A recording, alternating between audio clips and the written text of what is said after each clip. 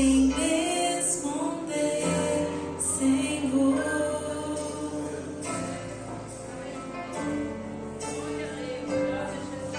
Se trovão e mar seguindo vem, sobre a tempestade voarei, sobre as águas tu caminhas,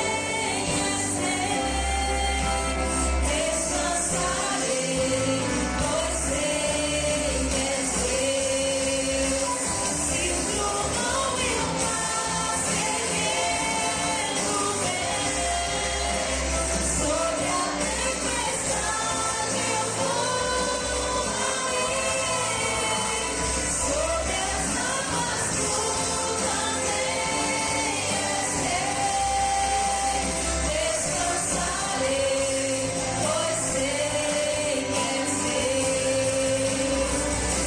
Trovão e o mar seguindo vem, sobre a tempestade eu voarei, sobre as águas tu caminhas,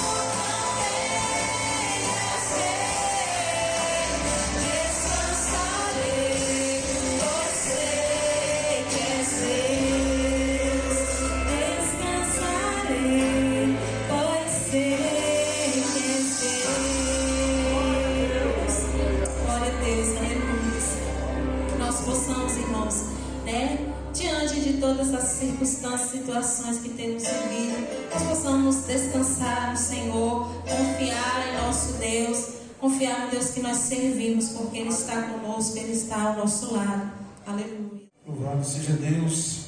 São os irmãos mais uma vez com a paz do Senhor. Amém. Aleluia. Abra a tua Bíblia em Atos, capítulo de número 8. Aleluia. Eu vou ler apenas um versículo. Atos, capítulo 8. Aleluia. Versículo 29 e 30. Glórias a Deus.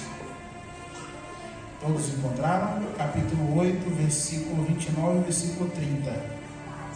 Amém? Diz assim a palavra do Senhor. E disse o Espírito a Filipe: chega-te e ajunta-te a esse carro. E correndo Filipe ouviu que lia o profeta Isaías, e disse: entendes tu o que lês? Amém? Olha para o irmão que está do seu lado. Sei que a gente não tem muito esse costume, mas olha bem nos olhos dele e diz assim: entendes o que lê? Aleluias! E essa passagem de Atos dos Apóstolos, aleluias, ela é muito interessante, porque a Bíblia diz que o Espírito Santo, através de um anjo, mandou o Filipe ir para o caminho do deserto. E quando ele chega no caminho do deserto, viu uma carruagem ou um carro, e ali era tipo uma carruagem atrelada a cavalos, né? Não tinha automóveis naquela época, então quando você vê carro na Bíblia, é uma espécie de carruagem atrelada a cavalos. E vinha aquela carruagem, ali tinha um eunuco, ele era servo de uma rainha de um país chamado Candace. E aí o Espírito fala assim: olha, vê aquela carruagem, vai e corre atrás dela. E aquele eunuco, ele estava lendo a passagem de Isaías, e o trecho aqui fala a passagem de Jesus Cristo é levado como ovelha muda ao matadouro, e ele não abriu a sua boca para dizer nada. E aquele homem estava lendo, e aí Filipe se aproxima e ouve ele lendo a passagem, e Filipe faz uma pergunta gancho. Ele diz assim: você entende o que você lê? E aí ele olha para Filipe assim: como é que eu vou entender se não tem quem me explique? Irmãos, o livro do profeta Isaías é um livro de uma mensagem criptografada. O que é uma mensagem criptografada? Vocês vão entender. A mensagem criptografada é um texto onde você lê, você compreende tudo, mas dentro do texto existe uma mensagem oculta que só entende quem sabe a palavra-chave para poder conseguir interpretar todo o texto. Claro, o Isaías não foi criado por um criptógrafo, mas foi criado pelo Espírito Santo. E a maneira de se entender e compreender a palavra é através do próprio Espírito Santo.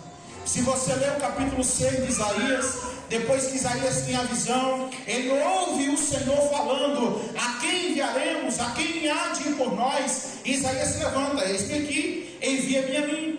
E a missão que Deus dá a Isaías era colocar cegueira no povo, surdez no povo. Mas de que forma? Deus diz: você vai pregar e eles não vão entender, não vão compreender, para que eles não sejam curados nem sarados. Então a mensagem de Isaías, apesar de que compreensível ao nosso entendimento, compreensível ao idioma daquele povo, ele não era compreensível ao entendimento.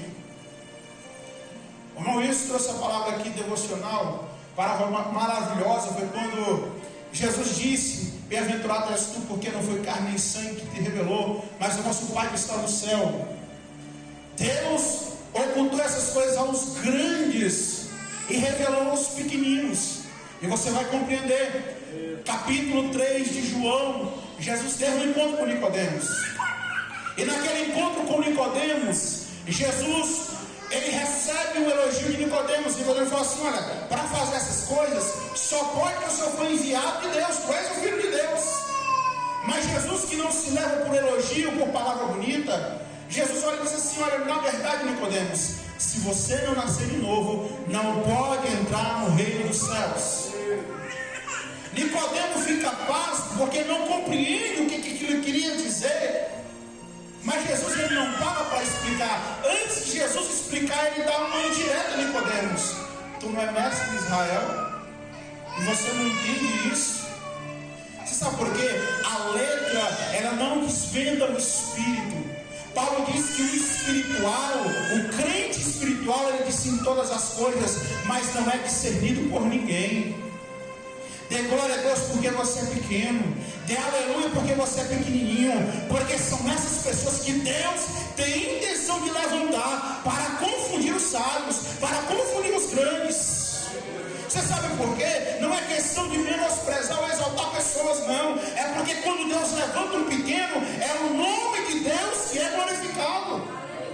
Jesus não falou para Pedro: não ouça, mas como você é inteligente. Ele falou assim: você é bem-aventurado, você é feliz, porque foi Deus quem te revelou. Mas aquele eunuco, ele não estava compreendendo a mensagem. E às vezes você vê uma pessoa que ele passa muito tempo lendo a palavra, mas você não vê uma mudança de vida. Ou você diz: mas fulano lê a Bíblia e não é crente. É porque a compreensão da palavra Deus dá aos seus servos. Deus quer trazer a compreensão da palavra pelo seu Espírito às nossas vidas. Jesus conta a parábola do semeador. Ele diz que a primeira semente lançada, ela cai à beira do caminho, e vem os pássaros e comem aquela semente. Os discípulos atônitos perguntam o que significa toda aquela parábola. Porque uma cai na beira do caminho, outra cai no meio dos pedregulhos, outra cai no meio dos espinhos, e outra cai em terra boa. Uma é comida pelos pássaros, que é na beira do caminho. A que cai no meio dos pedregulhos, ela cresce, mas logo murcha. A que cai no meio dos espinhos, cresce, mas não dá fruto, porque está sufocada por causa dos espinhos. Quem planta, quem sabe se plantar e não capinar, o mato toma os nutrientes da plantação. E a que cai em terra boa, ela frutifica e dá frutos. E quando pergunta a Jesus o que significa essa parábola, vamos pegar só a parte que condiz ao texto aqui que eu estou ministrando. Jesus fala assim: a que cai na beira do caminho é aquele que ouve a palavra, porém não entende. E vem o maligno e rouba.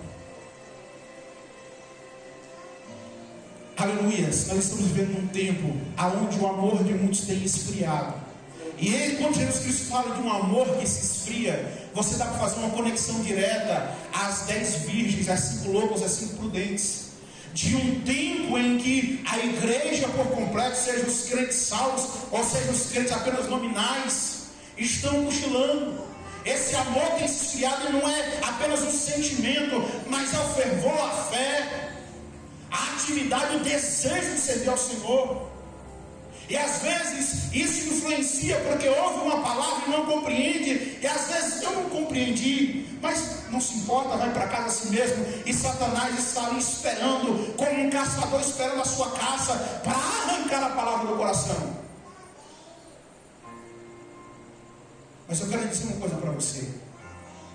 Jesus te chamou com um chamado parecido com o de Filipe. Não na mesma dimensão, mas para dizer para alguém: entendes o que lê? Porque tem vidas à beira do precipício, às vezes conhece de Gênesis a Apocalipse, mas não tem a interpretação do Espírito. E eu quero dizer uma coisa para você: a interpretação Deus não dá para todo mundo não. Porque como Paulo diz que a igreja é como um corpo, tem a mão, tem o pé, cada um tem a sua função. Se todo mundo interpretasse, quem é que iria aprender? Se todo mundo fosse para aprender, quem ia ensinar? Então cada um tem a sua vez no Senhor. Mas eu quero dizer uma coisa: o Senhor vai começar a te impulsionar no caminho de ímpios, sedentos pela palavra. E deixa eu dizer uma coisa: não é pela sua habilidade, mas é pelo Espírito do Senhor. Como diz o profeta Zacarias: não por força nem por violência, mas pelo meu Espírito. Aleluia. A palavra, mesmo que pareça ser enigmática, ela é uma semente de salvação e de vida. E às vezes ela cai num terreno, e aquele terreno é uma beira de caminho, e Satanás está doido para arrancar. Mas não é essa a vontade do Senhor. Sabe, irmãos, eu fiquei analisando esse texto uma certa vez, dessa parábola, e Jesus ele não caracteriza essa situação da semente cair à beira do caminho como um descuido, ou como uma falta de atenção daquele que está plantando. E se você ler bem toda a parábola, parece-me que o lançar da semente na beira do caminho foi intencional. E sabe o que eu quero te dizer? A Bíblia diz que Deus não tem prazer na morte do ímpio, antes que todos se arrependam e sejam salvos. A semente na beira do caminho é aquele coração endurecido, nem quer compreender, mas Jesus está falando, porque a vontade dele é salvar. Ele mesmo disse: eu não vim para condenar o mundo. Não, eu não vim para isso. Aquele que não ouve as minhas palavras já tem quem o julgue. As palavras que eu preguei, porque a palavra de Jesus Cristo é vida. É como um remédio que você se recusa a tomar. O objetivo do médico não é te matar, não é te deixar doente, mas a sua decisão de não tomar o remédio vai te adoecer. Por isso ele diz: a minha palavra é vida. Ele diz: eu sou o caminho, eu sou a verdade, eu sou a vida. Ninguém vai ao Pai a não ser por mim. E isso não foi revelado para mim, foi revelado para você, como um ato de misericórdia da parte de Deus. Talvez eu possa olhar para você e perguntar: entendes o que lê? E você dizer assim: entendo, ou dizer não entendo. Mas o que importa é quem entenda continue na presença do Espírito Santo para entender mais. Quem não entenda, Deus fala assim lá através do pastor Tiago: quem quer sabedoria, peça a Deus que tem dar, e que tem para dar e não lança em rosto. Deus quer zelar das nossas vidas. Vou finalizar porque o nosso tempo é curto. Nós estamos vivendo em um tempo onde as pessoas não têm compreendido mais a palavra. Estão preocupados em falar de prosperidade, estão preocupados em falar de bonança na terra, de paz na terra. Mas nós conhecemos a palavra, a Bíblia nos informa que quanto mais vai se aproximando o dia do Senhor, mais intensa vai ficando as aflições, mais os problemas vão aumentando. E sabe o que eu tenho aprendido, irmãos, com a palavra de Deus? Que Deus não permite a aflição porque tem prazer de ver nosso sofrimento. Ele permite o arroxo para que a gente venha amadurecer. Ele permite o aperto para que a gente venha sair de certas situações que nos causam tranquilidade e que nos deixam distante dele. Aleluia. Foi louvado o hino que o rei está voltando, Jesus está voltando. Eu quero dizer uma coisa: o apóstolo Paulo nos diz, o escritor Hebreus nos diz, que nós somos peregrinos nessa terra. Nós estamos só de passagem. E quando você faz uma viagem, mesmo que você faz com desejo, você passa um dia, você passa 2 dias, quando chega mais ou menos 4 a 5 dias, você já está querendo voltar para casa, porque você sabe que a sua casa não tem ali. Aleluia. E a gente ainda fala assim: não tem como a gente dormir, melhor dormir é na nossa cama. Eu não sei você, mas eu estou com saudade do céu. Irmão Erivaldo, como é que você pode dizer que tem saudade do céu se você nunca morou lá? Paulo disse que nós somos gerados em Deus, lá no céu.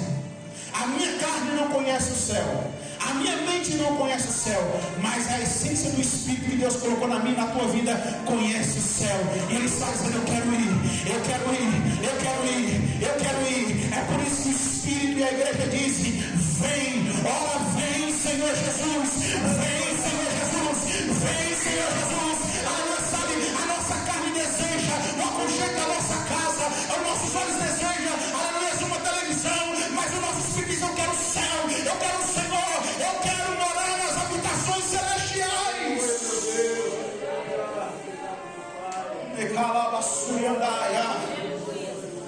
Aleluia, Jesus disse: eu digo isso para que me tenham paz.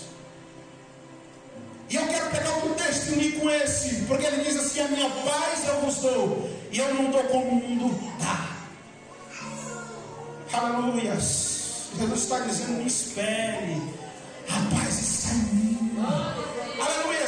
Não, vamos ler, vamos orar para que o presidente melhore a segurança. Não vai ter segurança na terra que eu possa te consolar.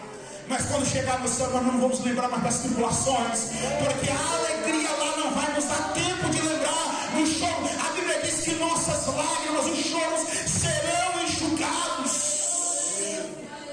Oh, irmãos, lá nós seremos como Maria, que estava sentada aos pés de Jesus e aprendendo.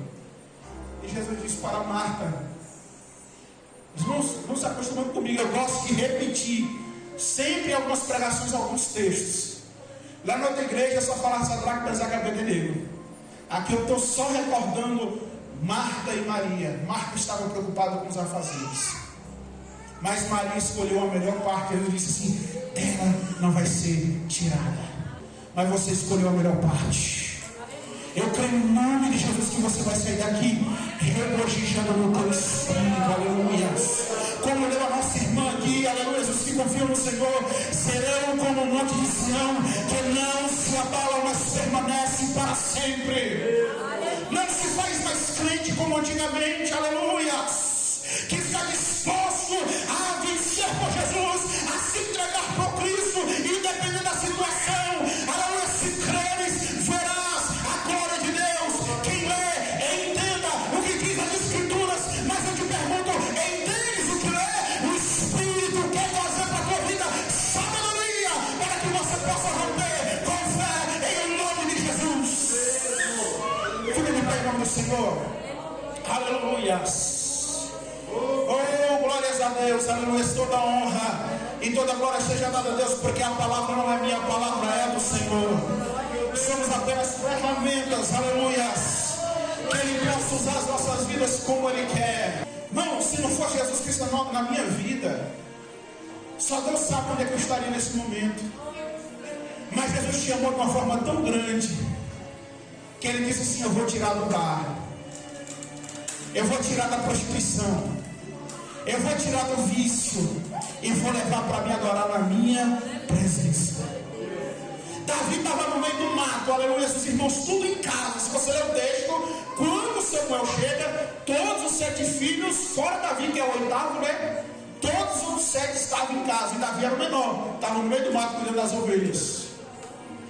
Aí Jesus pega você lá, ninguém estava vendo, porque é fácil dizer: fulano está ali hoje, né? Mas ninguém viu quando você estava lá no meio do mato, esquecido e abandonado, mas Deus viu. E Ele diz: eu te tomo pela mão direita, aleluia, e faço você assentar entre príncipes, porque a honra não é sua, a honra é de Deus, aleluia. Porque quem tem poder de tirar lá de Lodebar é o Senhor, quem tem poder de tirar lá do monturo, da cadeia, da prisão é o Senhor. Saia, eu quero te dizer uma coisa: você vai encontrar pessoas no teu caminho em situações difíceis e impossíveis. Não abra a tua boca para falar aquilo, aleluia, que vem do teu coração, porque os teus olhos vão dizer assim: não tem mais